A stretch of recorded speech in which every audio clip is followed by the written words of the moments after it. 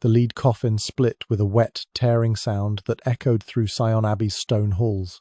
February 14th, 1547. What should have been a solemn overnight rest for a dead king became something out of a nightmare. The explosion happened just after midnight. The pressure inside Henry VIII's corpse had been building for days, trapped beneath layers of cerecloth and molten lead. When the seal finally gave way, the sound was like ripping leather mixed with breaking pottery. Witnesses later swore they heard the king's body settling inside with a grotesque slurp. But the sound was nothing compared to what came next. The stench hit the monks first. Putrefaction and decay so thick it sent them stumbling backward, hands clasped over their faces. Then came the sight that would haunt them forever. Dark fluid seeping from the coffin's split seam, pooling on the cold stone floor.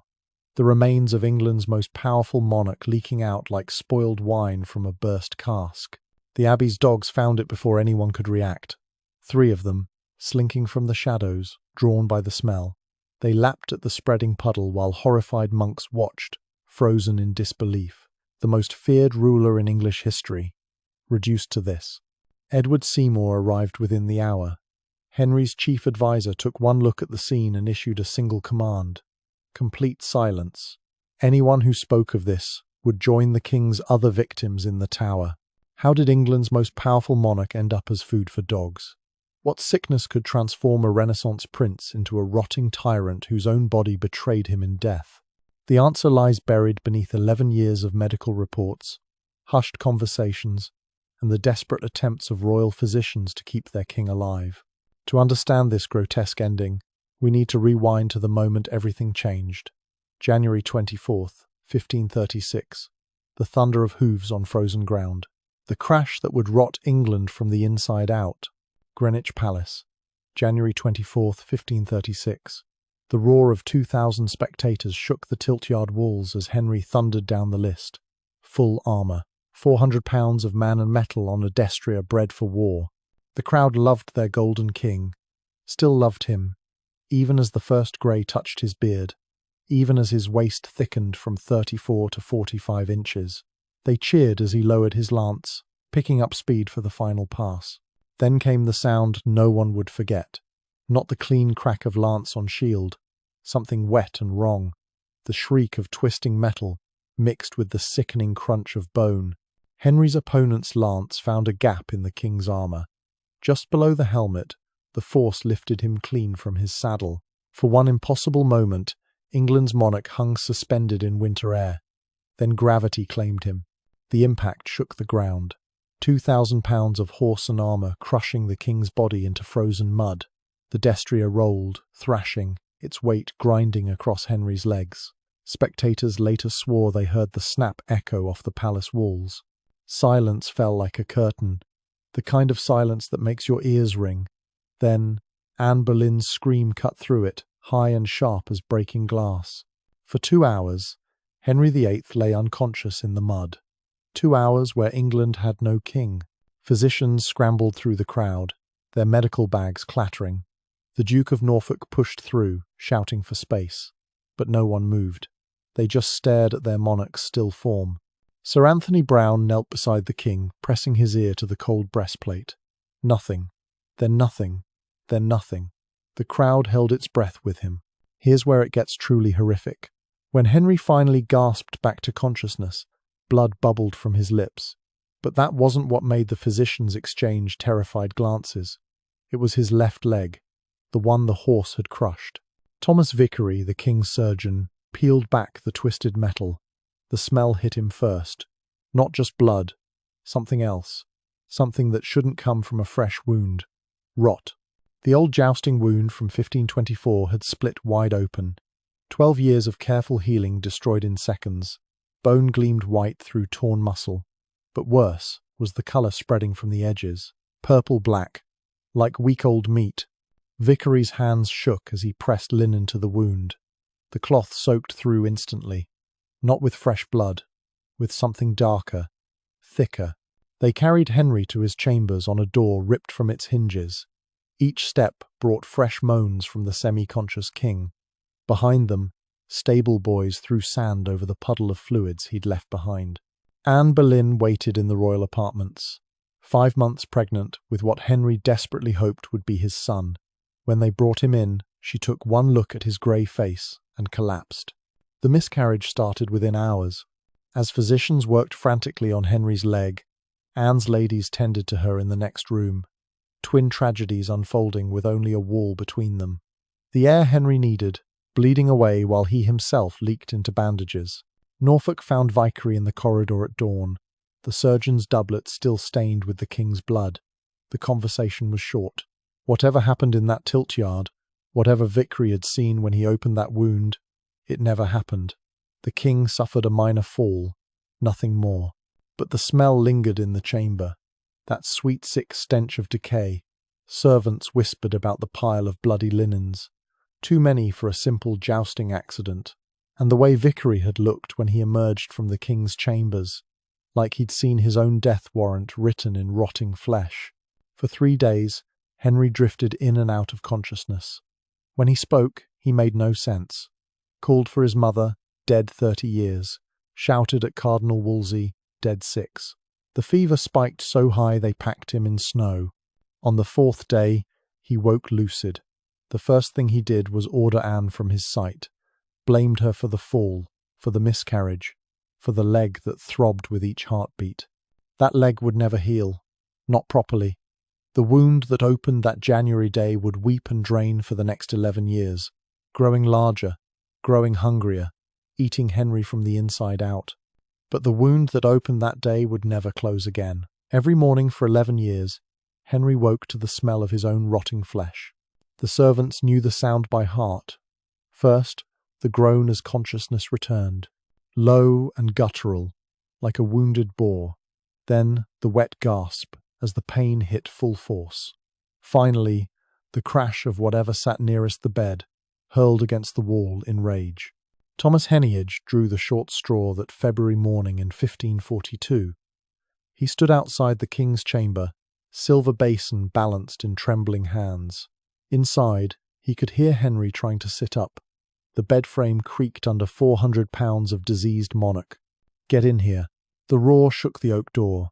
Heneage entered to find his king propped against gold-threaded pillows, face already grey with effort. The smell hit like a physical blow. Sweet decay mixed with the herbs physicians stuffed into the bandages. Lavender and rot, rosemary and death. Henry's left leg lay exposed on the coverlet. What had started as a palm-sized wound now stretched from knee to ankle. The flesh around it had turned the colour of old meat, black at the edges, weeping yellow pus from 3 separate holes. Heneage set the basin on the bedside table, his movements careful, deliberate. One wrong gesture, and he'd joined the last servant who'd gagged at the sight. That man's screams had echoed from the tower for days. The morning ritual never changed. First, remove the old bandages. The linen came away in strips, each one heavier than it should be, soaked through with fluids that had drained all night. The sound as they peeled free made Heneage's stomach turn, like pulling wet leather from raw beef. Henry watched his servant's face, looking for disgust, for weakness, any excuse to unleash the fury that built with each throb of his poisoned leg. "The physicians arrive within the hour, Your Majesty." A grunt. That meant, "Proceed." Heneage lifted the pitcher of warm wine. The first rinse was always the worst. The liquid hit the open wounds, and Henry's whole body went rigid, knuckles white as he gripped the sheets. The wine ran off pink, then red, then darker. It pooled in the silver basin, with chunks of dead tissue floating like islands. Every morning, the wound looked worse. The original gash from Greenwich had long since merged with 2 other sores, ulcers that appeared overnight and never healed. They tunneled deep into the muscle, so deep Heneage swore he could see bone gleaming in their depths. The king's physician, Thomas Vicary, had tried everything. Mercury treatments that made Henry's gums bleed, poultices of ground pearls that cost more than a manor house, even live worms, applied directly to the wound to eat the dead flesh. Nothing worked. The rot just spread. Heneage reached for the fresh bandages. Irish linen, boiled 3 times. As he wrapped the leg, he could feel the heat radiating from the infected tissue, fever that never broke. Henry's skin burned hot enough to warm the whole bed. Tighter. The king's voice came out strangled. He needed the pressure, needed something, anything, to dull the constant throb. Henneage wound the linen until his fingers ached, until Henry's foot turned purple from lack of blood. Now the other one. The wound that had opened on its own in 1538. No injury, no explanation. Henry had woken one morning to find his right shin weeping blood. Within a month, it matched the left. Twin ulcers, draining his life away drop by drop. The second leg took another basin, another pitcher of wine. By the time Henneage finished, sweat soaked through his doublet despite the February chill. His hands shook as he gathered the soiled linens. Burn them. Always the same command. Every morning's bandages went straight to the fire. Henry couldn't bear the thought of anyone seeing the evidence of his decay, the proof that God's anointed king was rotting alive. But burning couldn't hide everything. The whole palace knew about the special chairs, built with hidden compartments to catch the drainage when Henry held court, about the perfume-soaked kerchiefs courtiers pressed to their faces when approaching the throne, about the pages who fainted from the smell during long council meetings. Henneage backed toward the door, basin clutched to his chest, almost free, almost safe for another day. Send for Huick. Dr. William Huick, Henry's latest physician, the fifth in 3 years.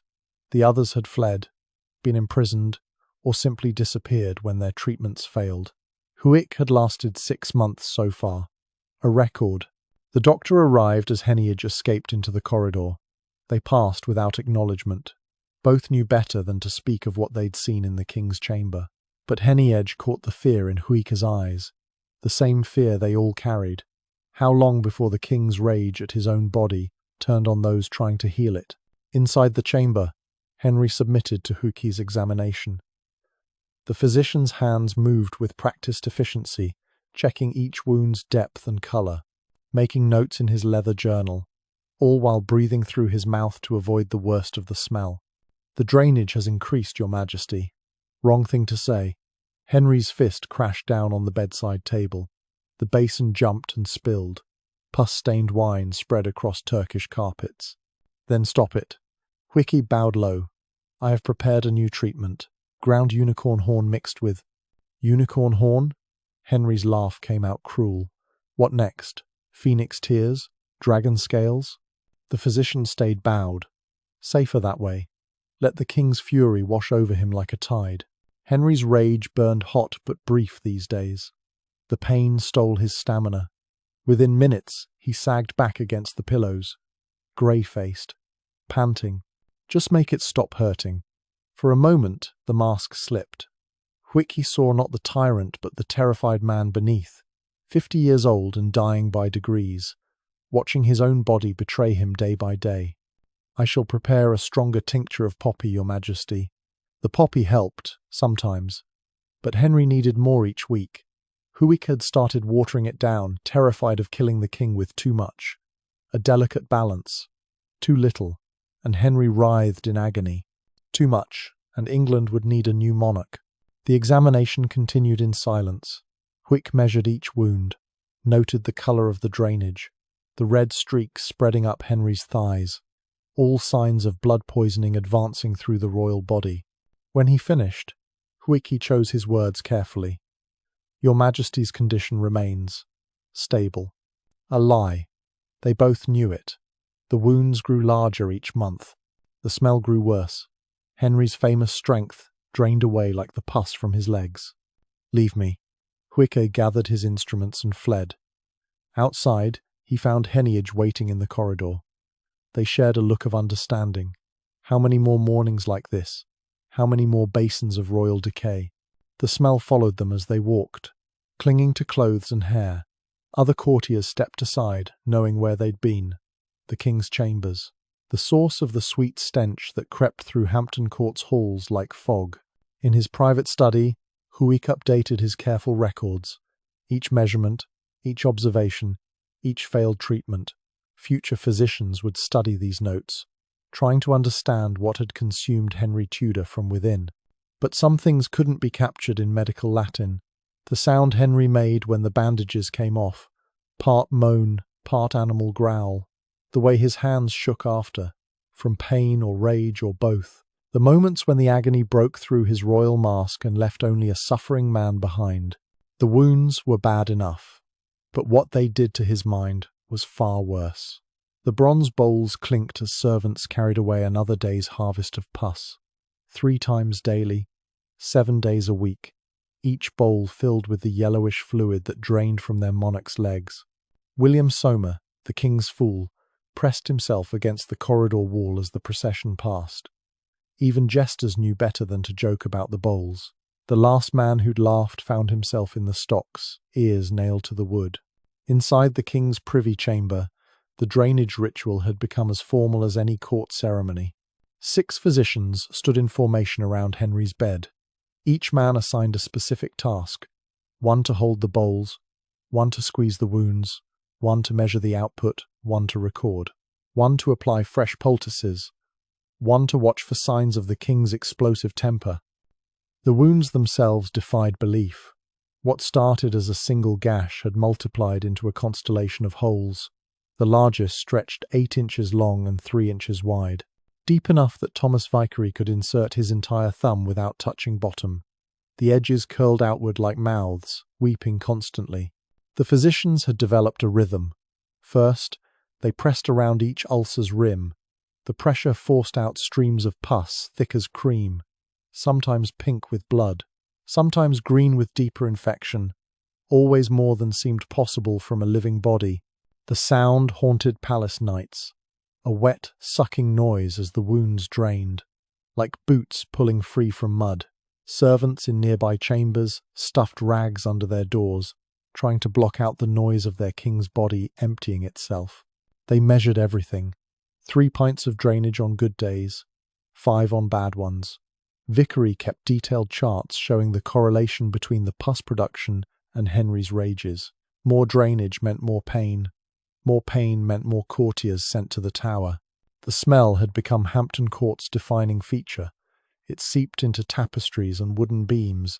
Visiting ambassadors noticed it the moment they entered the Great Hall, a sweet sick stench that made eyes water.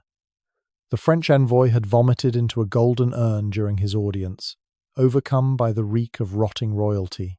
Henry's own nose had long since deadened to it, but he saw the disgust in every face, watched courtiers breathe shallow when they approached, noticed how even his closest advisers kept their distance. The ulcers looked like something from a battlefield, not a palace. Raw craters in the royal flesh. The tissue inside had turned grey and spongy. When touched, it fell away in chunks, dead meat sloughing off living bone. Physicians tried to hide the worst of it. They packed the wounds with honey and wine-soaked bread, applied poultices of egg white and rose oil, anything to mask the decay. But nothing could stop the relentless drainage. The medical texts called them chronic suppurating ulcers. The servants had other names: hellmouths, devil's marks, God's judgment made flesh. They crossed themselves when emptying the drainage bowls, whispering prayers against contamination. Thomas Cranmer visited the king during one particularly bad episode. The Archbishop of Canterbury found Henry propped in bed, both legs elevated on silk cushions. The drainage had soaked through multiple layers of bandages, staining the gold embroidery beneath. The conversation stopped every few minutes while physicians worked. The squelching sounds of wound irrigation punctuated discussions of church reform. Cranmer kept his eyes fixed on Henry's face, refusing to look at the medical horror show below.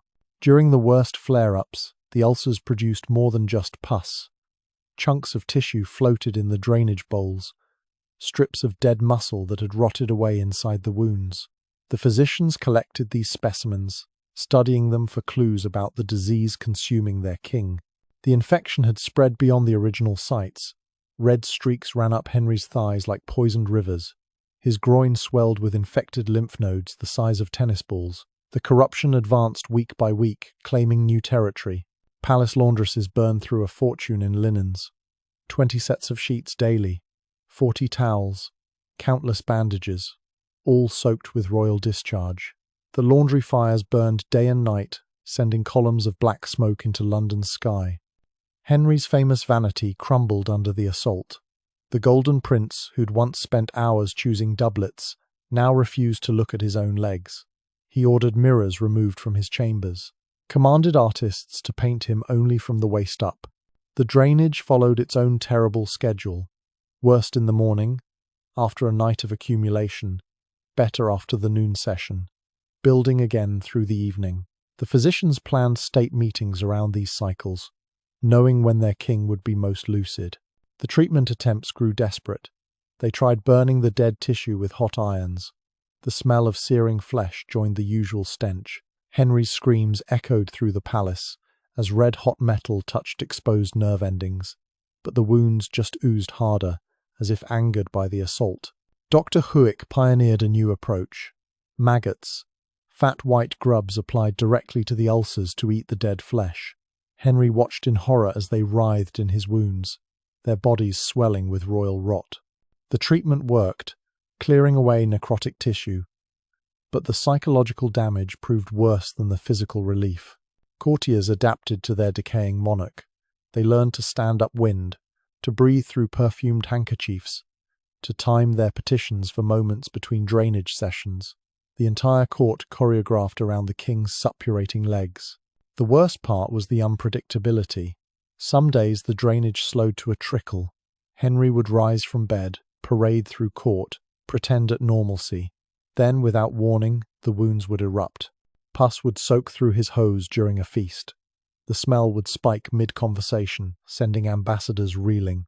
One particularly horrific incident occurred during a meeting with the Privy Council. Henry sat rigid in his chair as something gave way inside his left leg. The drainage overwhelmed his hidden receptacles, pooling on the floor beneath the throne. The Duke of Norfolk watched a yellow puddle spread across Turkish carpets, while maintaining a discussion about tax policy. The physicians developed code words. His Majesty requires attention meant the drainage had soaked through. The king's humours need balancing meant the smell had become unbearable. An entire secret language built around royal putrefaction. By 1545, the ulcers had claimed half of each shin, twin canyons of infection running from knee to ankle. The bones themselves showed signs of disease, soft and porous where the infection had eaten into them. Henry's legendary height diminished as his legs literally dissolved beneath him. The drainage bowls told their own story.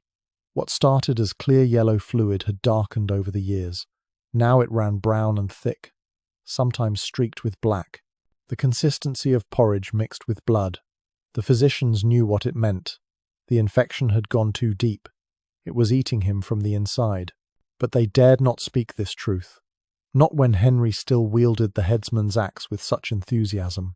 So they measured and drained and pretended, all while watching their king rot alive in his golden bed. As the infection spread through his legs, something else was spreading through his mind. The mechanical contraptions arrived in 1543, iron frames and leather straps, wooden platforms with hidden springs.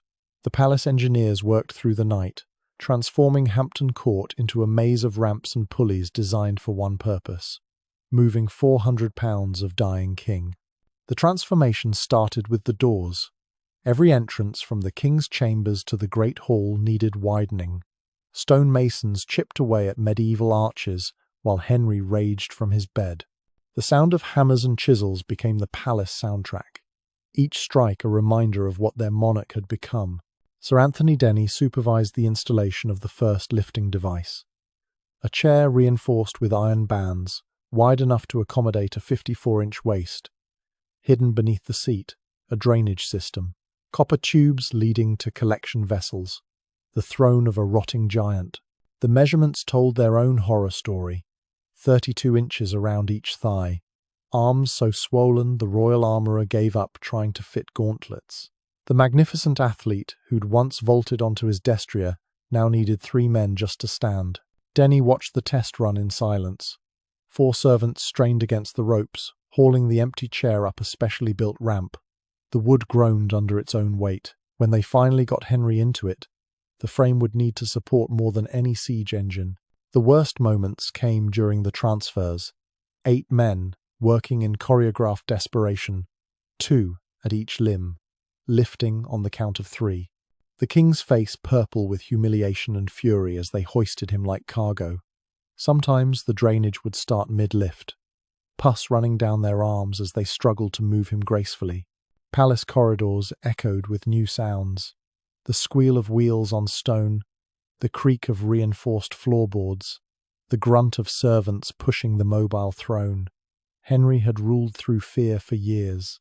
Now he rolled through it, leaving a trail of mechanical oil and leaked fluids.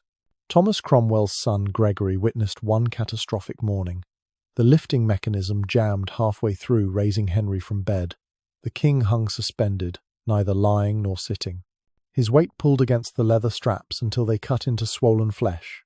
Blood joined the usual drainage, running in thin streams down his shifts. The engineers scrambled to fix the mechanism while Henry roared. Not words anymore, just rage given voice. Pure animal fury at a body that had become his prison. Gregory fled, before the king noticed him watching. Some humiliations demanded death for witnessing. The palace transformed around its invalid king. Ramps appeared overnight, reinforced bridges between buildings. Every piece of furniture replaced with something that could bear his weight. The golden magnificence of Tudor power rebuilt as a hospital ward. Edward Seymour ordered special poles installed along the main corridors, wrapped in velvet to hide their purpose. Henry could grip them, hauling himself forward when the wheeled chair proved too humiliating. The sight of England's monarch dragging his bulk from pole to pole broke even hardened courtiers. The riding machine appeared in late 1544, a mechanical horse built by the finest engineers in Europe. Springs and gears designed to simulate the motion Henry's legs could no longer provide. He sat atop it for hours, eyes closed, pretending he could still ride to war. But even fantasy had limits. The machine's movements sent waves through his massive frame. The drainage increased with each artificial gallop. By the end of each session, the collection vessels overflowed. The king would dismount, weeping. From pain, from memory, from the death of everything he'd been. His bed became a feat of engineering, reinforced with ship's timbers, fitted with a system of ropes and pulleys that could adjust his position without human hands touching royal flesh. The headboard concealed speaking tubes so Henry could issue commands without rising. William Parr watched the final adaptation, a carrying chair that took 12 men to lift, built like a siege tower, draped in cloth of gold to hide the support beams. When Henry processed to Parliament, the bearers changed every 50 feet, fresh men stepping in as others staggered away, backs screaming. The journey from bedchamber to throne room took an hour. What had once been a 2-minute stride now required military planning. Scout the route for obstacles. Position the relief bearers. Check the drainage systems. Also, Henry could maintain the illusion of mobility. Some days his legs swelled so badly they split his specially made hose. The fabric would tear with a sound like ripping sails. Lymph fluid would spray out, catching the light like diamonds. The court learned to recognize the signs. The way Henry's face would tighten just before the inevitable rupture. The final indignity came with the close stool. Even relieving himself required mechanical assistance. A padded seat on iron legs, positioned by pulleys. The king, who'd once danced until dawn, now needed help with the most basic human functions. Thomas Henage kept records of the palace modifications. 67 separate installations, 300 pounds of iron reinforcement, enough timber to build a warship, all to move one man from room to room. The foreign ambassadors whispered their reports home. The English king could no longer walk 10 steps, could no longer mount a horse, could no longer stand without swaying like a tree in a storm. The transformation from Henry the athlete to Henry the invalid was complete. But worse than the physical decay was what it did to his temper. Each mechanical adaptation brought fresh fury. Each new device reminded him of another lost capability. The man who defined himself through physical prowess now existed as cargo, hauled about by terrified servants. The wheeled chair left grooves in palace floors, deep ruts worn by daily passages, like scars marking Henry's diminished kingdom. The great halls built for dancing now served as corridors for an invalid's progress. But the physical changes were just the visible symptoms of a mind unraveling. The feast for the Spanish delegation should have been a triumph. 300 guests packed into Hampton Court's Great Hall. the finest wines from Bordeaux, peacocks roasted and redressed in their feathers, everything calculated to project English power. Then Henry stopped mid-sentence. His voice died like someone had cut his throat. Every head turned toward the king's table as he stared at an empty chair beside the Duke of Norfolk. Not just looking, seeing something. "Anne," he whispered. The name dropped into silence like a stone into still water. Anne Boleyn, dead 10 years. Her head struck from her body on Tower Green, while Henry hunted in Richmond Park. Now he gazed at that empty seat with terror spreading across his bloated face. Charles Brandon, Duke of Suffolk, reached for his sovereign's arm. Henry jerked away so violently his drainage vessels rattled beneath the throne. The smell of fierce sweat mixed with the usual stench of decay. "She's laughing at me." The words came out strangled. Henry's eyes tracked movement only he could see, following something across the hall. His massive frame shrank back in the reinforced chair, like a child hiding from shadows. The Spanish ambassador watched this display with barely concealed fascination. Edward Seymour rose smoothly from his seat. Decades of managing Henry's moods had taught him when to act. He began a loud toast to Anglo-Spanish friendship, drowning out whatever else the king might say. The hall erupted in forced merriment, while Henry continued staring at nothing. These episodes had started 3 months after the mechanical adaptations began. Small things at first. A momentary confusion about which wife currently shared his bed, calling for servants dead 20 years. Then the hallucinations began in earnest. Thomas Cranmer documented 17 separate incidents before Seymour ordered him to burn his notes. The Archbishop kept copies anyway, hidden in lead boxes beneath Canterbury Cathedral. Future generations would need to understand how power could eat a mind from within. The worst episodes came at night. Palace guards reported hearing Henry's voice booming through stone walls. Full conversations with empty rooms. Arguments with men whose bodies had long since rotted in their graves. The King of England negotiating with ghosts only he could see. One December evening, Hans Holbein arrived to find Henry deep in discussion with Cardinal Wolsey. The cardinal had been dead 16 years. But Henry leaned forward in his mechanical throne, nodding seriously as he debated church policy with thin air. Holbein backed out without announcing himself. Some madness demanded privacy. The courtiers developed their own sign language. A touch to the temple meant the king was seeing things. Crossed fingers warned of an impending episode. They moved through Hampton Court like actors in a play where only the principal had forgotten his lines. Catherine Parr, Henry's 6th wife, bore the worst of it. She'd wake to find her husband sitting bolt upright, sweat pouring down his face, pointing at corners where Thomas More stood bleeding, describing in horrible detail how the former Chancellor's lips moved without sound, how his severed head tucked under one arm kept trying to speak. During one state banquet, Henry suddenly shoved back from the table. The mechanical chair groaned as 400 pounds of king tried to flee. He pointed at the musicians' gallery, face purple with rage. "Get them out. Get them all out." The musicians froze, instruments halfway to their lips. But Henry wasn't looking at them, his eyes fixed on something behind them, in the shadows, where torchlight couldn't reach.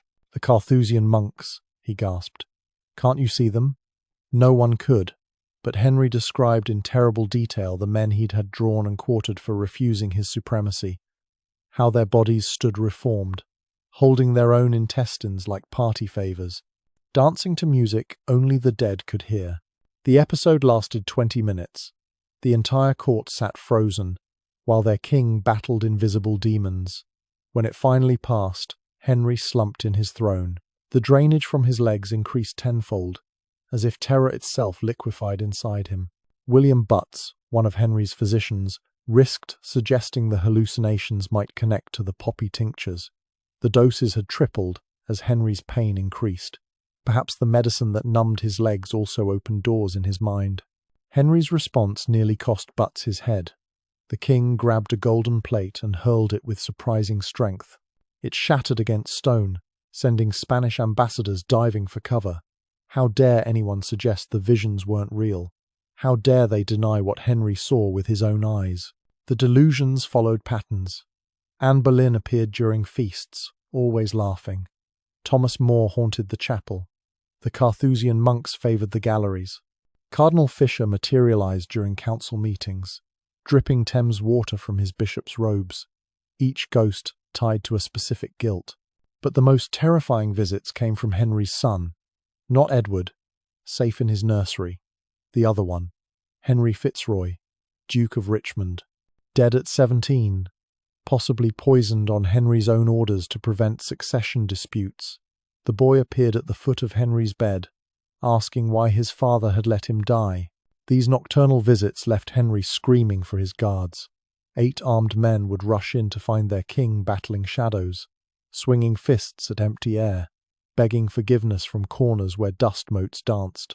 The bravest guard, John Gates, later testified he'd seen Henry try to embrace something invisible, arms closing on nothing while tears streamed down his swollen face. The court physician Thomas Wendy documented the physical toll. During hallucinations, Henry's pulse would race beyond counting. His already damaged legs would drain faster, as if the body tried to expel its terrors through those weeping holes. The ulcers seemed to respond to his mental state, growing worse with each ghostly visit. One morning, Henry ordered the execution of Richard Whiting. The abbot of Glastonbury had defied the dissolution of the monasteries. Seymour gently reminded his sovereign that Whiting had been dead for 6 years, hanged, drawn, and quartered on Glastonbury Tor. The reminder sent Henry into such a rage that he tried to rise from his mechanical chair. The straps held him down as he roared demands for Whiting's head. Again, as if killing a man twice might finally silence his ghost. These episodes of ordering executions for the already dead became weekly occurrences.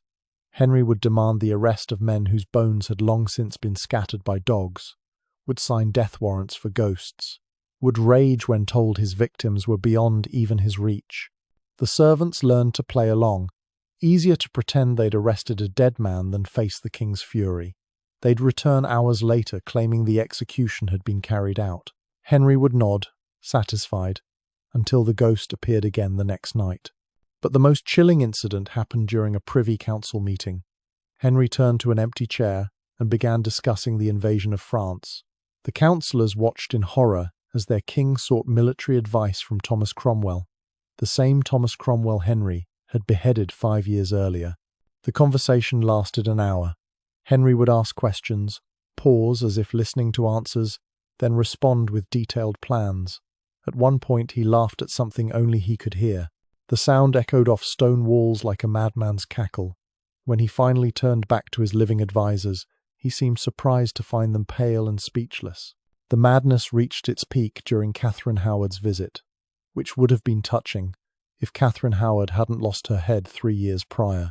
Henry ordered a place set for her at dinner, spoke tenderly to the empty chair, apologised for what he'd had to do, all while his current wife Catherine Parr sat 3 feet away, watching her husband court a ghost.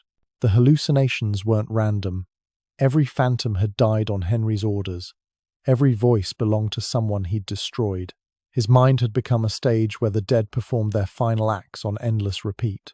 The ulcers on his legs mirrored the wounds in his conscience, both draining poison that would never heal.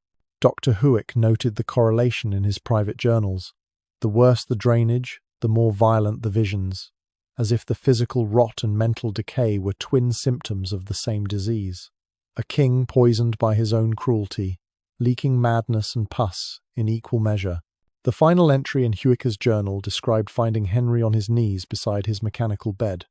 400 pounds of dying monarch trying to kneel before something invisible, begging forgiveness from an empty room. When Whickey tried to help him rise, Henry pushed him away. "Can't you see them? They're all here. Every one of them. Watching, waiting." The physician looked around the empty chamber, saw only shadows and furniture, but Henry saw a crowd of the condemned. His victims gathered to witness his decay. The true court of King Henry VIII assembled at last. One doctor was brave enough to document what he saw, though he'd spent decades hiding the evidence in lead-lined boxes beneath his country estate. The leather journal stayed hidden for 400 years, and when finally opened, revealed why. Dr. Thomas Vicary had buried it beneath his estate in Boxley, Kent, wrapped in oilcloth and sealed in a lead box. The kind of precaution men took when their words could summon the headsman. His descendants found it during renovations in 1962, the leather still supple, the ink still dark as dried blood. The first entry made the finder drop the book, January 1546, 1 year before the coffin explosion at Sion Abbey. Vickery's cramped handwriting described something that shouldn't exist in Tudor medical records. The true condition of Henry VIII's final days. His Majesty's legs have ceased to be legs. They are channels now, caves of rot that go deeper than I dare probe. The British Museum's archivists spent weeks verifying authenticity. The ink matched Tudor formulations. The paper bore the correct watermarks. The handwriting aligned perfectly with Vickery's known documents. Every test confirmed what historians had long suspected. Someone close to Henry had documented the horror. Vickery wrote in Latin when describing the medical details, switched to English for the human moments. The combination created a journal that read like a confession, a physician unburdening himself of secrets too terrible to speak aloud. February 3rd, 1546. Vickery's hand shook as he wrote. You could see it in the wavering lines, the way certain words smeared where sweat from his palm had smudged the ink. He'd just finished another drainage session. 3 hours, 12 bowls, the smell so thick it followed him home. The king believes the pus is poison leaving his body. He demands I squeeze harder, always harder. Today I pushed my thumb into the largest ulcer and felt it break through into a new cavity. The corruption has hollowed him out like termites in old wood. The journal revealed what official records never could, how Vickery mixed stronger and stronger poppy tinctures, how he added hemlock when even opium failed, how he watched his king's mind fragment under the chemical assault needed to make life bearable. March entries grew darker. Vickery described finding Henry talking to his own reflection, not preening as in youth, having full conversations with the bloated stranger in the glass, asking why it had stolen his true face, demanding to know where Henry had gone. He struck the mirror with his fist today. When it shattered, he tried to gather the pieces, said he needed to put himself back together. His blood mixed with the drainage from his legs. I could not tell which was which. The leather creaked as modern hands turned pages. Each entry pulled back another layer of royal myth. The golden monarch revealed as a medical nightmare. The physician who witnessed it all, too terrified to speak, too haunted to forget. April brought new horrors. Vickery documented the appearance of black spots in the drainage, tissue death advancing up the legs. The infection had reached bone. He could hear it when Henry moved. A grinding like millstones crushing grain. The sound of skeleton surrendering to rot. I suggested amputation today. Cut off both legs at the thigh. Better to rule as half a man than die as a whole corpse. His Majesty threw a candlestick that missed my head by inches. He would rather rot than admit defeat. The journal's most disturbing entries came at night, written by a single candle while Vickery's household slept. Confessions meant for no living eyes. He described dreams where Henry's legs dissolved completely, where the king became a torso propped on cushions, still issuing execution orders as his body pooled beneath him. May 15th, 1546. 8 months before Henry's death, Vickery made an entry that explained his decision to hide the journal. He'd discovered something during a routine drainage, something that changed everything. Movement in the wounds today, not drainage, not tissue, something alive. White segments like rice grains but mobile. Parasites feeding on royal flesh. I burnt them before His Majesty could see. Some truths serve no purpose but horror. The parasites appeared in multiple entries after that. Vickery never named them. Modern analysis suggested fly larvae. The wounds had become so necrotic that carrion insects laid eggs in the living king. Vickery spent hours picking them out with silver tweezers, all while maintaining the fiction that Henry was healing. June revealed the poppy doses had reached lethal levels. Vickery wrote frantic calculations in the margins. How much could he give without stopping Henry's heart? How little before the pain drove the king to murder his physicians? The mathematics of mercy and survival. He begged me tonight, the King of England, defender of the faith, begged me to make it stop. Not the pain, the memories. He says the pus carries voices. Every drop that drains whispers accusations. He hears his victims in his own decay. The journal documented remedies that would make modern doctors recoil. Mercury rubbed directly into open wounds. Arsenic mixed with honey to burn away dead flesh. Lead powder to dry the drainage. Vicary poisoned Henry daily in attempts to save him, each treatment worse than the disease. July's entries showed Vicary's own mind fracturing. The handwriting grew erratic. Sentences switched between Latin and English mid-thought. He wrote about seeing Henry's future corpse superimposed over the living king, how sometimes he couldn't tell which was real. I understand now why he sees ghosts. The boundary thins when you live so close to death. I treated Anne Boleyn's phantom for a headache yesterday before remembering she had no head to ache. August brought the final descent. Henry could no longer distinguish between his wives. Called Catherine Parr by 5 different names in a single conversation. Ordered the arrest of men while looking directly at them. The corruption had reached his brain.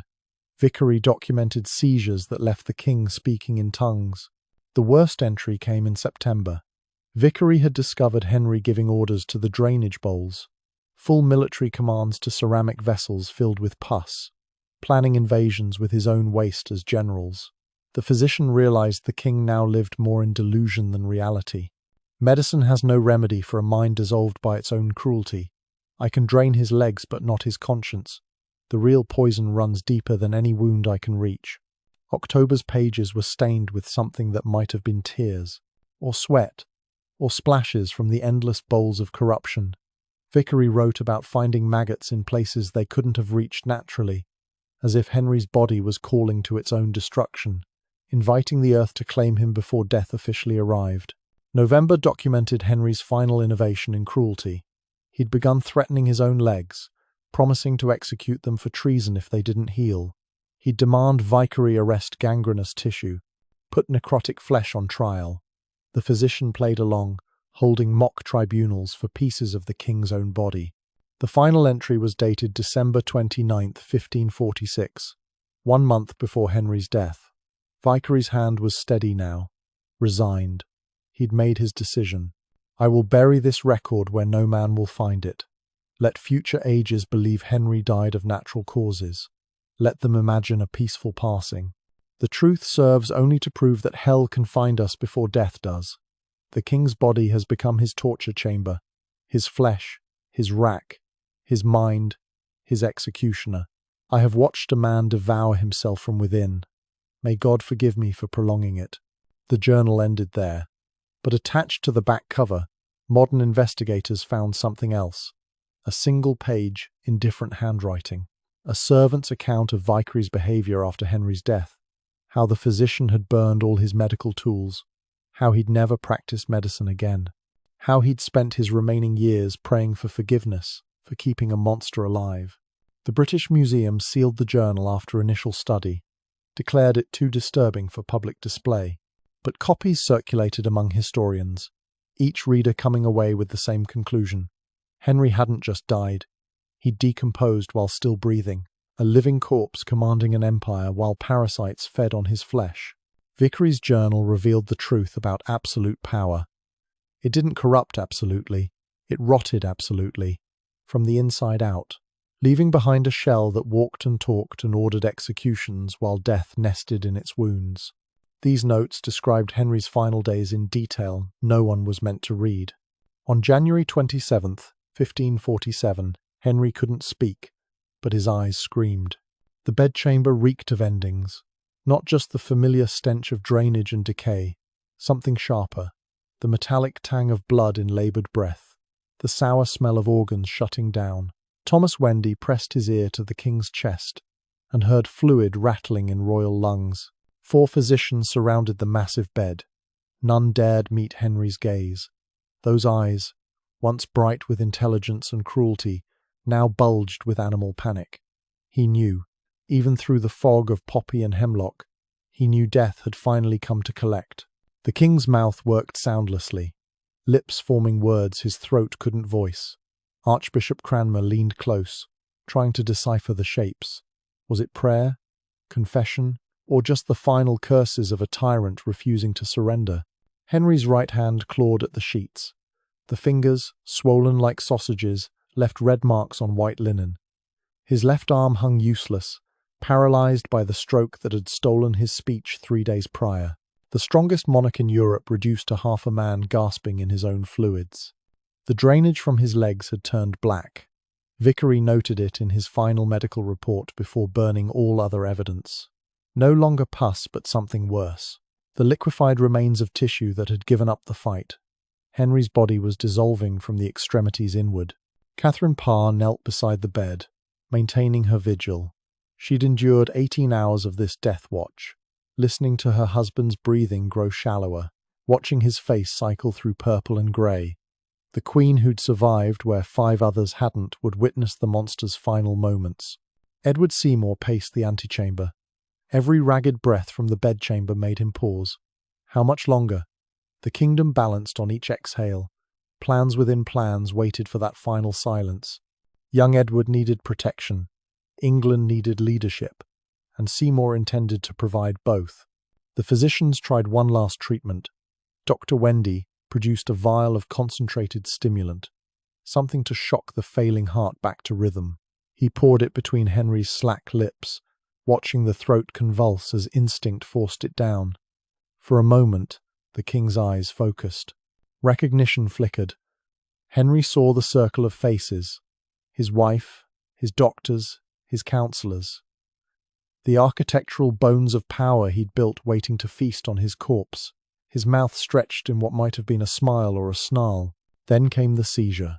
Henry's massive frame went rigid. 400 pounds of dying king arched off the bed, spine bowing backward until witnesses heard vertebrae crack. His eyes rolled back, showing only whites. Pink foam bubbled from his lips as damaged lungs gave their last protest. The thrashing knocked over drainage bowls. Black fluid spread across priceless carpets. The stench of final decomposition filled the chamber. Several courtiers fled, hands over mouths. Others stood transfixed by the spectacular ugliness of power's end. Cranmer grabbed Henry's thrashing hand. The archbishop shouted prayers over the sounds of medical horror. Latin mixed with English as religious ceremony battled biological reality. Did Henry hear? Did any fragment of consciousness remain in that convulsing mass? The seizure lasted 4 minutes. 4 minutes of violent rejection as Henry's body fought its own extinction. Then, sudden stillness. The king collapsed back onto soaked pillows. His breathing came in short, desperate sips. The death rattle physicians knew too well. Wendy checked for a pulse. The heartbeat came in clusters. 3 rapid beats, then nothing. 5 beats, then silence. The royal heart stuttering like a broken clock, each pause longer than the last. The engine of tyranny winding down. Henry's eyes found Catherine. Something passed between them. Fear, regret, or just the mechanical movement of dying nerves. She squeezed his hand, feeling bones shift beneath swollen flesh. Her lips moved in silent prayer. For his soul or her freedom, none could say. The final moments stretched like torture, each breath a monumental effort. Henry's chest rose and fell with the determination that had defined his reign. Even dying, he refused to yield. The same will that had broken from Rome now battled death itself. Seymour entered the bedchamber, no longer able to wait outside. He needed to see the exact moment, needed to know precisely when Henry VIII became mere history. The other counsellors followed, drawn by morbid necessity. The room filled with the sounds of ending, wet breathing, whispered prayers, the creak of floorboards as witnesses shifted nervously. Someone sobbed. Whether from grief or relief, the chroniclers never recorded. Henry's breathing changed again, deeper now, longer pauses between each inhale. His eyes fixed on the canopy above, seeing something beyond embroidered cloth. The ghosts he'd battled for months seemed to crowd closer, waiting, watching. Vickery leaned over his patient one last time. The physician who'd extended this agony for 11 years watched for final signs. The pulse at Henry's neck fluttered like a dying bird. The rise and fall of the massive chest grew imperceptible. Then came the moment every person in the room had imagined. The last exhale, long and rattling, carrying with it the final remnants of Henry Tudor. His jaw went slack. The panicked light in his eyes dimmed to nothing. The King of England became meat and memory. But no one moved. They waited, frozen, as if Henry might surge back to life and demand executions for witnessing his weakness.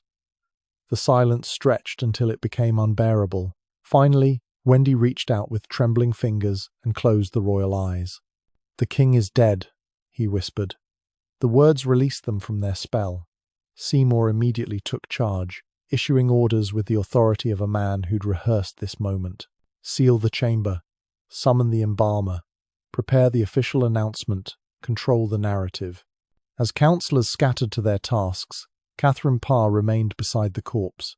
She studied the face that had terrorized England for 38 years. Death had not brought peace to those features.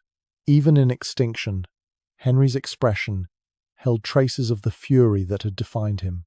The servants entered with fresh linens and bowls of rosewater. Time to begin the transformation from corrupted flesh to royal icon. They approached the bed with the caution of men diffusing a weapon. Death hadn't made Henry less dangerous, just differently so. What they found when they pulled back the covers made even hardened palace staff recoil. The drainage hadn't stopped with death. If anything, it had accelerated. Dark fluid pooled in the depression left by Henry's massive weight. The mattress, despite all its protections, was soaked through. The smell hit them like a physical blow. Not just decay now, but active putrefaction.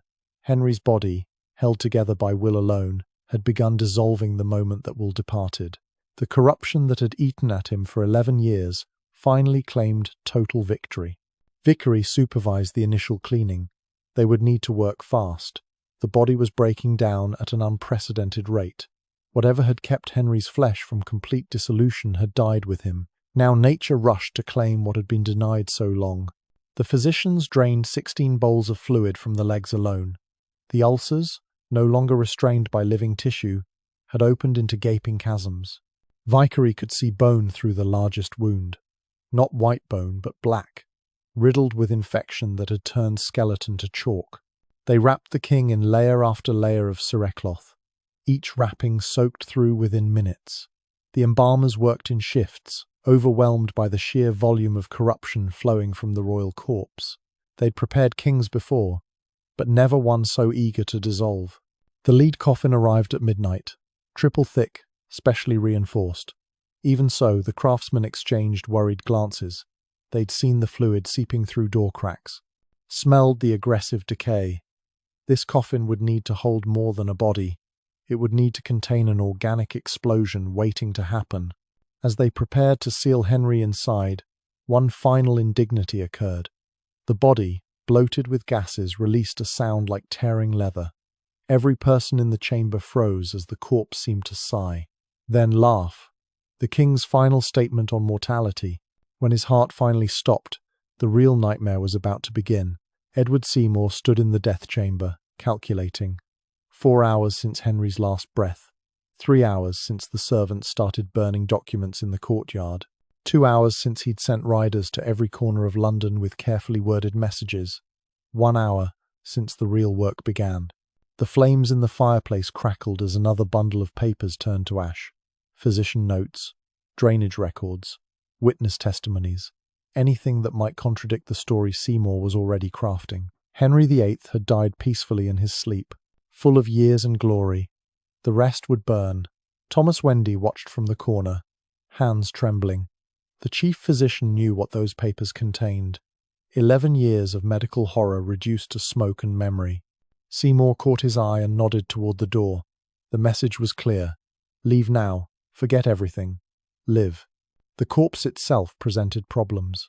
Even through 3 layers of cerecloth, fluid seeped steadily onto the floor. The embalmers worked in desperate silence, adding more wrappings, more spices, more anything to contain the aggressive decay. But Henry's body seemed determined to expose its own corruption. William Paulate arrived with a list of names.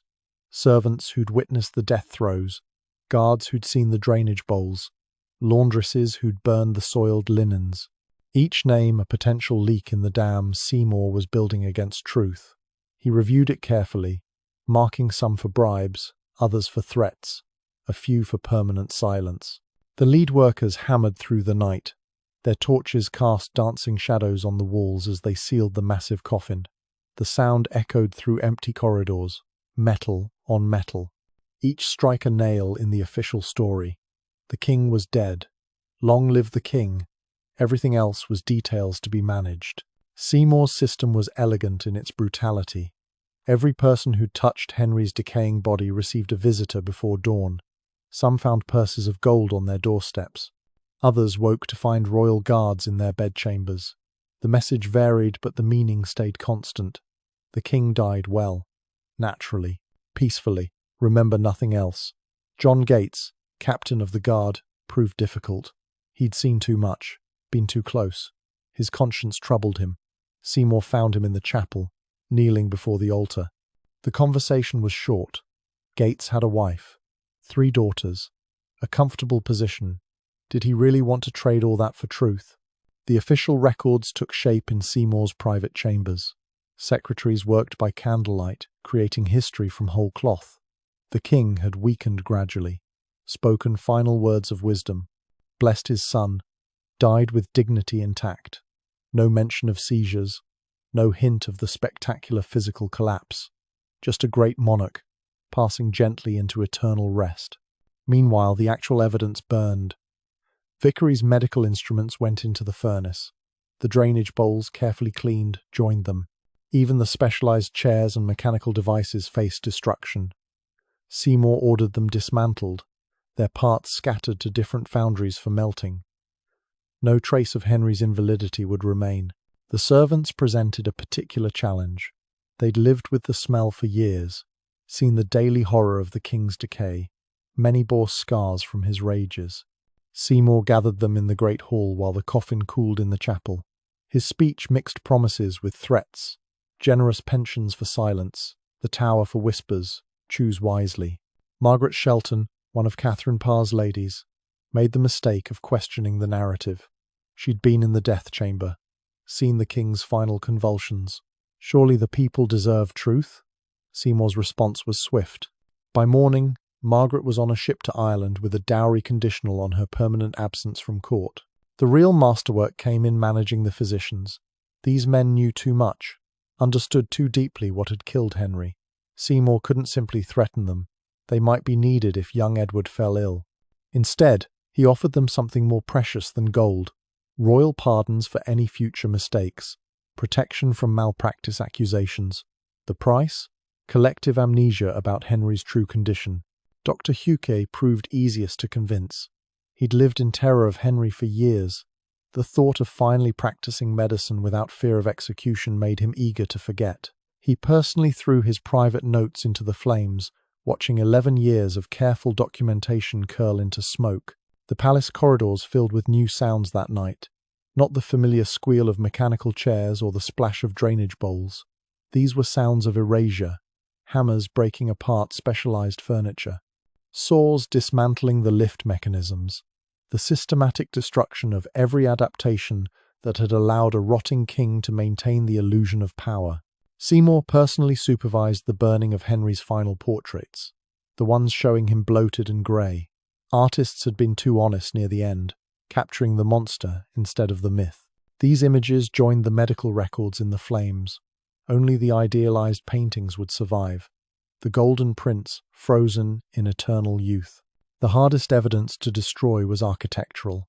Those widened doorways, the reinforced floors, the ramps cut into ancient stone. Seymour ordered immediate renovations. Within days, masons would arrive to restore original proportions, to erase the physical proof of Henry's transformation from athlete to invalid. But some things couldn't burn. The servants' memories, the lingering smell in certain chambers, the grooves worn in floors by the wheeled throne. These details would persist, whispered in kitchens and stables, growing into legend: the king who rotted alive, the golden prince who became a drainage bowl. Seymour knew this, accepted it, let the commons whisper. As long as history books told his version, what did kitchen gossip matter? The official record would show Henry dying full of dignity. The rest was just noise to fade with time. The document forgeries required special skill. Letters needed to appear in Henry's hand, dated from his final days. Lucid commands about the succession. Clear instructions for the council. Never mind that the king hadn't held a pen steadily in months. these forgeries would become more real than reality. By dawn, the transformation was nearly complete. Henry the Monster had become Henry the Legend. Seymour surveyed his night's work with satisfaction. Ashes in the fireplaces, silence from the servants. Official records matching the story England needed to hear. Only one problem remained. The coffin itself had started to swell. Despite the lead ceiling, despite the triple thickness, whatever corrupted process had consumed Henry in life seemed determined to continue in death. The metal groaned softly, bulged in places, like something inside was growing, expanding, building pressure that lead might not contain. Seymour ordered it moved immediately. No lying in state, no grand funeral procession through London. Get it to Windsor as fast as possible. Bury it deep. Let stone and earth finish what lead had started. Contain the corruption before it exploded into public view. But you can't hide 400 pounds of decomposition in a lead box forever. The horses strained against leather harnesses as the funeral procession departed Whitehall. 12 massive draft animals, chosen for strength rather than beauty. They needed to be. The lead coffin weighed more than a laden hay cart. William Paulet rode ahead, scanning the route for problems. Every bridge had been reinforced overnight. Every narrow passage widened. The journey to Windsor would take 2 days under normal circumstances. This cargo made nothing normal. The coffin itself defied belief. 8 feet long, 3 feet wide, lead sheeting thick as a man's thumb. The metalworkers had whispered while sealing it. No royal corpse had ever needed such containment. Something was wrong with what lay inside. Behind the horses, 200 mourners trudged through February mud. Lords and bishops, merchants and servants, all maintaining the fiction of grief while fighting to stay upwind. Even sealed in lead, Henry made his presence known. The smell had started within hours of departure. Sweet and cloying, like flowers left too long in water. It seemed to seep through metal seams, growing stronger with each mile. By the time they reached Brentford, handkerchiefs had appeared at every noble nose. Sir Anthony Browne rode beside the coffin, close enough to hear. Metal under stress made distinctive sounds, creaking like ship timbers in a storm. The lead was holding, barely, but something inside was building pressure. At Hounslow Heath, they stopped to rest the horses. The beasts stood trembling, foam dripping from their bits. Hauling this weight was killing them. Stable boys rushed forward with fresh teams, while the coffin sat on its reinforced cart, ticking like a massive clock. Thomas Wriothesley approached during the changeover. The Lord Chancellor had noticed what others pretended to ignore. Dark stains spreading across the cart's wooden bed. The lead wasn't completely sealed. Royal corruption was finding its way out. The procession reformed with fresh horses. These lasted 3 miles before showing strain. The road to Windsor stretched ahead like a threat. Every pothole risked catastrophe. Every hill tested the limits of man and beast. By afternoon the smell had evolved. No longer just decay, but something aggressive, chemical, like the stench that haunted Henry's chambers but concentrated, trapped, fermenting in its lead prison. Birds fled from trees as they passed. Dogs howled and ran. The Bishop of Winchester tried to maintain proper ceremony, chanting prayers in Latin as they crawled through villages, but his voice cracked when the wind shifted. When the full force of royal putrefaction hit the procession, several younger priests stumbled to the roadside, retching. Night approached as they reached Sion Abbey, the planned overnight stop, holy ground where Henry's coffin could rest with dignity. The monks emerged to greet them, faces carefully composed. They'd prepared the chapel, lit hundreds of candles, ready to hold vigil over their former king. The transfer from cart to abbey floor took 20 men. The coffin had gained weight during the journey, liquid weight, sloshing inside its lead shell like wine in a barrel. They moved it in tiny increments, terrified of dropping it. Inside the abbey, the temperature difference made things worse. The lead had been cold outside. Now, chapel warmth made it sweat. Beads of moisture formed on the surface, each drop carrying the essence of what lay within. The monks arranged themselves for night prayers, kneeling in neat rows around the coffin, trying to focus on God while Henry's remains made their presence known through increasingly powerful odour. One young novice fainted, then another. The abbot maintained his composure by breathing through gritted teeth. Around midnight, the first real warning came. A sound from inside the coffin. Not the gentle settling of a corpse, but something violent, like thick liquid hitting metal walls. The lead bulged visibly on one side before subsiding. Brother Francis was closest when it happened. He'd been fighting sleep, chin dropping toward his chest. The sound jerked him awake. Wet impact followed by metallic groaning. The coffin was losing its battle with whatever Henry had become. The abbot ordered the monks back, professional instincts recognizing danger. They retreated to the chapel walls, eyes fixed on the lead shell that had begun to pulse like a living thing. The candles flickered in unfelt wind. More sounds emerged, bubbling like a cauldron, hissing like steam finding escape. The coffin's surface rippled with internal pressure. Whatever process had consumed Henry in life had accelerated in death. Biology and chemistry, combining in spectacular corruption. Edward Seymour arrived just as the situation became critical. He'd ridden hard from London, somehow knowing there would be problems. One look at the distended coffin confirmed his fears. The lead was failing. When it gave way, Henry's secret would pour out for all to see. The Lord Protector took command. Orders snapped out in harsh whispers. Clear the chapel. Bring buckets and sawdust. Prepare for the worst. And above all, ensure no word of this reached London. Whatever happened here would be buried deeper than Henry himself. The monks filed out, grateful to escape. Only Seymour's hand-picked men remained. Hard cases who'd do whatever necessary to protect the official story. They positioned themselves around the coffin like soldiers preparing for battle. The pressure built through the darkest hours. The coffin swelled like a bloated corpse. Lead seams strained and popped. The sound of metal tearing filled the chapel. Then came the smell that made previous odors seem like perfume. Dawn was still an hour away when the inevitable approached. The coffin shuddered, lurched, made sounds no one would later admit to hearing. The men backed away, even Seymour's hardened guards. Some things commanded respect, even in death. That night at Sion Abbey, the inevitable finally happened.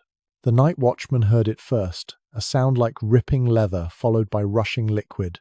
Brother Francis froze mid-prayer, rosary beads clicking against stone floor as the noise echoed through Sion Abbey's chapel.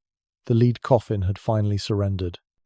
3 monks scrambled backward as dark fluid seeped from a split seam. The metal had torn like fabric, releasing what 11 years of corruption had created. The stench hit them in waves, sweet decay, mixed with something chemical, wrong, alive. Edward Seymour burst through the chapel doors to find chaos. Monks pressed against walls, hands covering faces, eyes wide with horror. The coffin had split along its length, a 4-foot gash exposing cerecloth soaked black with fluids. The Lord Protector's guards moved to contain the scene, but movement in the shadows stopped them cold. 3 abbey dogs had found their way inside, drawn by instinct older than reverence. They approached the spreading puddle with lowered heads, tongues already extended. Seymour lunged forward, but too late. The animals were lapping at the pool of royal remains, tails wagging as they fed. The most powerful ruler in English history reduced to sustenance for strays. Guards kicked at the dogs, sending them yelping into darkness. But the damage was done. Brother Francis would later swear he aged 10 years in those moments. Watching corruption pour from split lead, pooling on consecrated stone, finding its way into cracks between floor tiles. The careful preparations, the ceremonies, the dignity of death, all dissolved in that spreading lake of putrefaction. The abbot tried to maintain order, commanding his monks to fetch sawdust, rags, anything to contain the flow. But Henry's body had liquefied beyond containment. 11 years of infection, of drainage, of slow dissolution, had created something between corpse and chemical weapon. Seymour grabbed the nearest witness by the throat, a young monk, barely 16, who'd had the misfortune of night duty. The boy's eyes bulged as the Lord Protector's grip tightened, his whispered threats more terrifying than shouts. "You saw nothing. You heard nothing. You were never here." The message spread through the abbey like plague. Each witness received a personal visit from Seymour's men. Some emerged white-faced but nodding. Others required more persuasion. The abbey's infirmary filled with brothers suffering mysterious injuries. Thomas Wriothesley documented names with mechanical precision. Every monk present, every guard who'd witnessed, every servant who might have heard. The list would guide tomorrow's threats, next week's bribes, next month's disappearances. The clean-up took 4 hours. Guards worked in shifts, gagging as they mopped corruption from sacred floors. The sawdust turned black on contact, requiring immediate burning. Even the stone seemed stained, as if Henry's essence had soaked too deep for scrubbing. Seymour ordered the coffin resealed with emergency soldering. Metal workers arrived before dawn, heating irons in the sacristy while pretending not to smell what leaked from their work.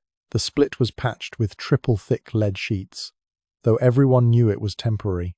Brother Francis found himself cornered by 2 guards as dawn broke.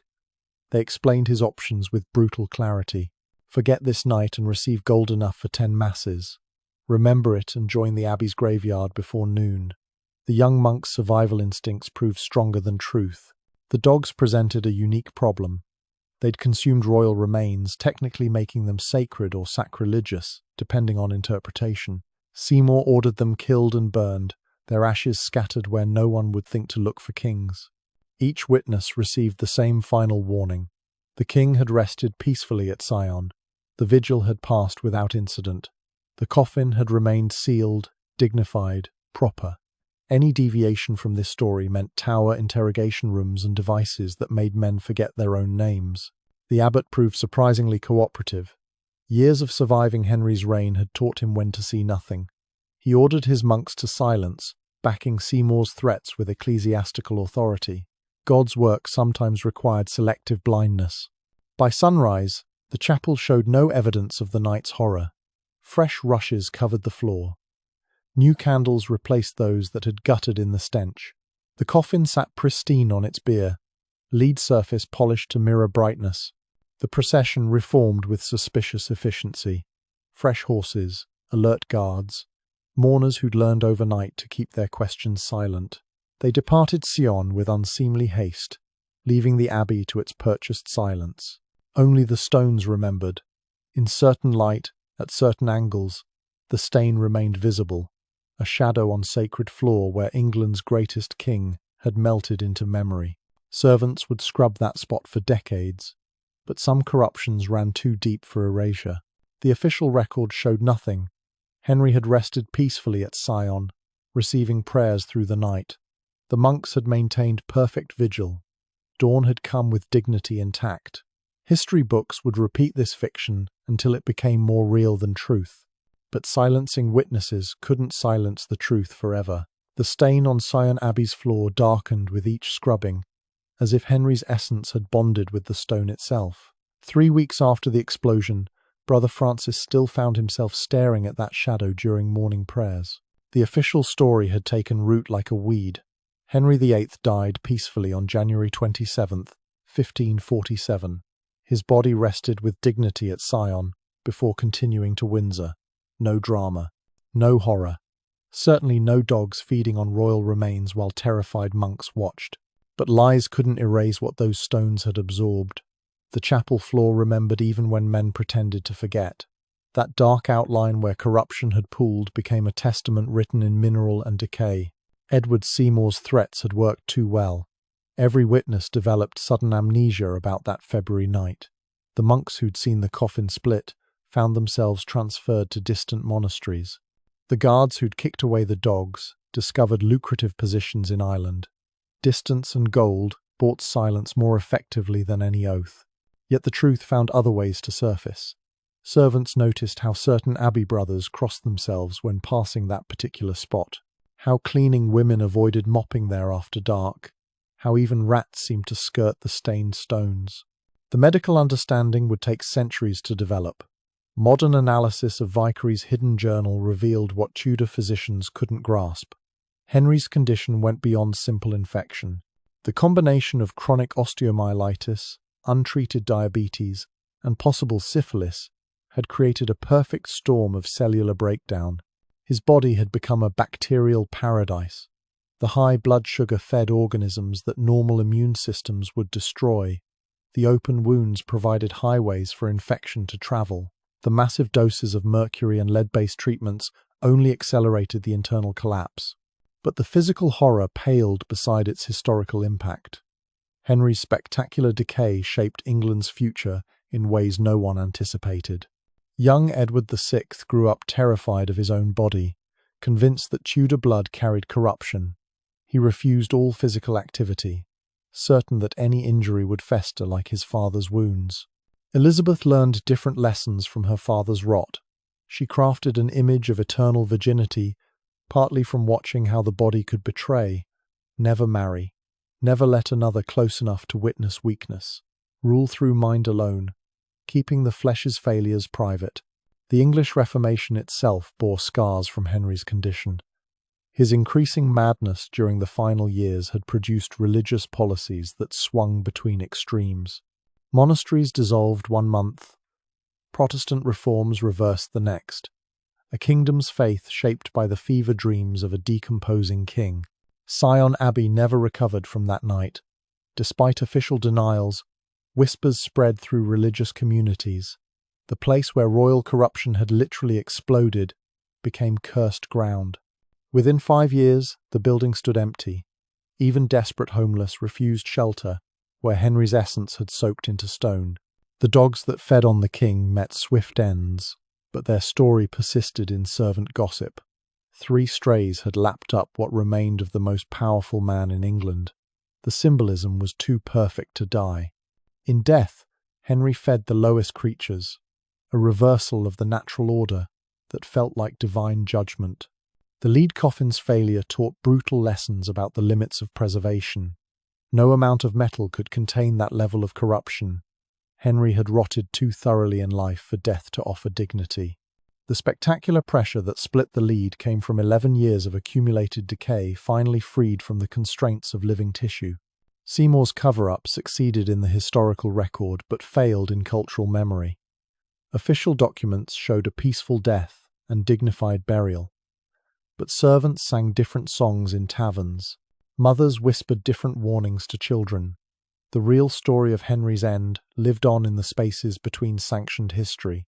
The Tudor dynasty never escaped the shadow of that putrefaction. Mary's reign dripped with blood, as if trying to drain what her father had accumulated. Elizabeth's calculated virginity stood as rejection of the flesh that had betrayed her lineage. Even James I, arriving from Scotland, found a throne still stained with the memory of spectacular rot. Modern forensic science confirms what Tudor witnesses knew but couldn't articulate. The combination of chronic infection, heavy metal poisoning, and possible metabolic disease had turned Henry into a walking chemical disaster. His body produced toxins that would have killed a normal man years earlier. Only his monstrous will had kept him animate, while decay claimed him cell by cell. The drainage bowls told their own statistical horror. Vickery's hidden records, when finally decoded, showed Henry lost an average of 2 pints of fluid daily from his wounds. Across 11 years, that meant his body had produced over 8,000 pints of corruption, 4,000 quarts of pus, marking the slow dissolution of divine right. But numbers couldn't capture the human cost. Every servant who'd carried those bowls bore invisible scars. Every physician who'd treated those wounds carried nightmares. Every courtier who'd breathed that stench understood how power could putrefy. The entire English court had participated in a death that lasted over a decade. The explosion at Sion Abbey was inevitable, not accidental. Lead could only contain so much pressure. Henry's corpse had continued the chemical processes that defined his final years. Bacteria festered. Gases accumulated. Internal organs liquefied into soup. The coffin hadn't failed. It had simply reached the limits of material science against biological horror. What leaked onto those abbey stones was more than bodily fluid. It was the liquid essence of tyranny, the physical manifestation of souls sent to scaffolds, the cellular memory of monasteries destroyed and wives beheaded. Every cruelty Henry had committed seemed to seep from his corpse, pooling on consecrated ground in a lake of karmic justice. The monks who witnessed it understood instinctively. This wasn't how normal bodies behaved. Saints were said to smell of roses in death. Henry had exploded like a bomb of putrefaction. If God wrote messages in flesh, this one screamed across centuries. The modern location of Sion Abbey bears no plaque marking that night. No tour guide mentions the explosion, but maintenance workers still report strange stains that resurface no matter how often they're cleaned, as if the stones themselves refuse to forget their testimony. In the end, Henry's greatest creation wasn't the Church of England or the Tudor dynasty. It was the spectacular manner of his dissolution, a death so horrific it rewrote the rules of royal dying. Future monarchs would be embalmed immediately, sealed quickly, buried fast. Never again would English royalty risk such theatrical decomposition. The 6 wives had various ends: divorced, beheaded, died, divorced, beheaded, survived. But Henry's end surpassed them all in grotesque poetry. The man who'd consumed women like feast courses was himself consumed, devoured by his own corruption until dogs could lap up what remained. Power corrupts, the saying goes. In Henry's case, it literally did. Cell by cell, organ by organ, until the mightiest king in English history burst like rotten fruit, his remains mopped up with sawdust while witnesses were threatened into silence. The Golden Prince had become a suppurating tyrant, and his corpse had finally told the truth his courtiers never could. Some stains run too deep for scrubbing, some truths too powerful for suppression. And somewhere in what was once Sion Abbey, the stones still remember the night a king became dog food, and absolute power met its absolute end.